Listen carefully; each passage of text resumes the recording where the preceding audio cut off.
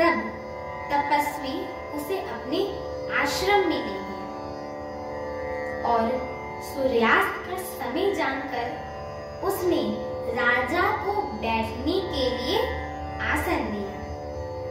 फिर वह तपस्वी कोमल वाणी से बोला कि तुम कौन हो? सुंदर युवक होकर जीवन की परवाह ना करके वन में अकेले क्यों फिर रहे हो?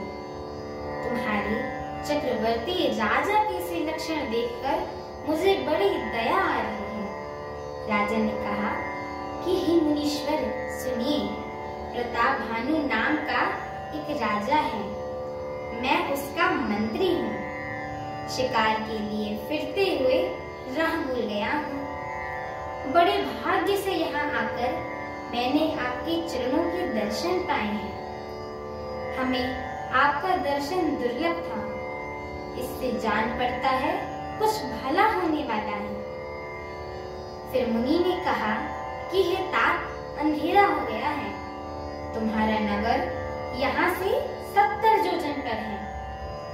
हे सुजान सुनो, घोर अंधेरी रात है, घना जंगल है, रास्ता नहीं है।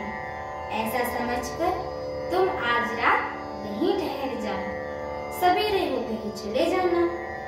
तुलसीदास जी कहते हैं कि जैसे होनहार होती है वैसे ही सहायता मिलती है, या तो वह आप ही उसके पास जाती है या उसको लेके आती है।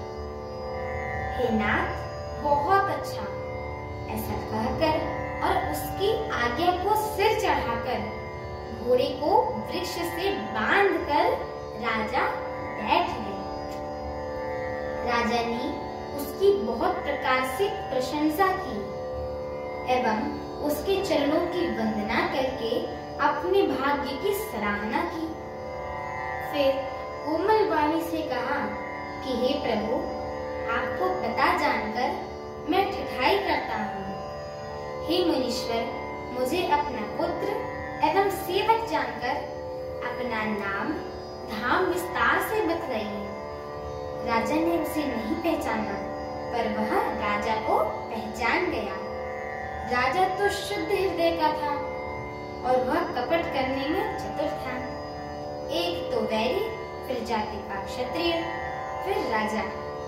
वह छल बल से अपना काम बनाना चाहता था।